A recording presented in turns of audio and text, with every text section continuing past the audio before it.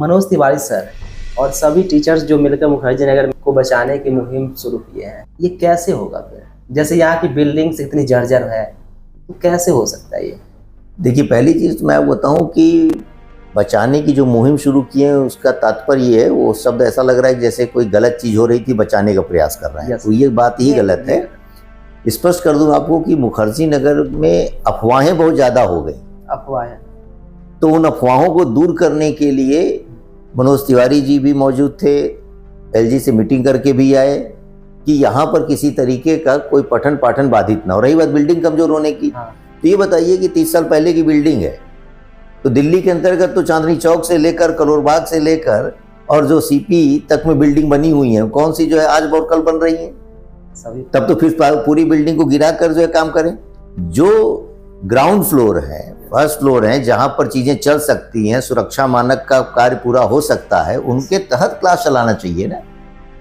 और ये काम मुखर्जी नगर दिल्ली से बाहर थोड़ी ना है, नहीं तो दिल्ली के अंतर्गत है। तो दिल्ली में और भी क्षेत्र हैं, कटोरिया सराय से लेकर, जिया सराय से लेकर, हौज खास से लेकर, लक्ष्मी नगर से लेकर, करोलबाग से लेकर, सब जगह क्लास चल रही हैं।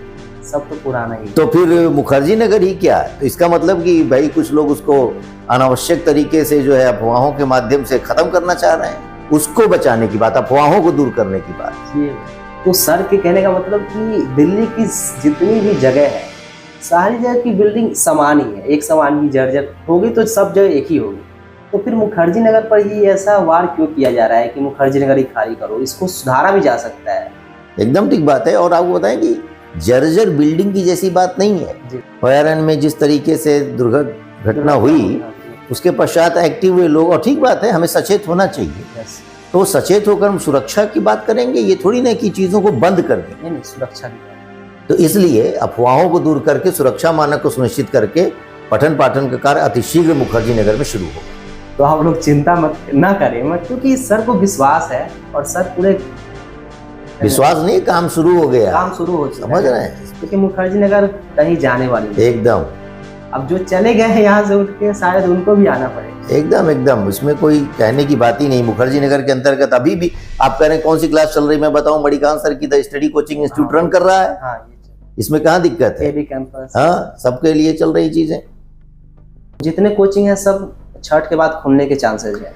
देखिए, उस दिन तो खुले मन से ही जो है मनोज तिवारी जी ने कहा कि जो भी कोचिंग जो है, उसी दिन से वो सीलिंग ड्राइव बंद हो गई है, और जो भी कोचिंग सील हुई है उनको वो खुद ही कह रहे हैं कि डिसील करवाएंगे, है ना। बाकी अन्य कोचिंग और संस्थान अपने स्तर पर सुरक्षा मानकों को पूरा करने के लिए कार्य कर रहे हैं। तो इसलिए संशय नहीं होना चाहिए। हाँ, जिसको जहाँ पढ़ना है, जहाँ रहना है, अरे भाई पूरे भारत के अंतर्गत जिसको जहाँ पढ़ना पढ़ ही रहा है, अपने अपने क्षेत्र में पढ़ रहा है।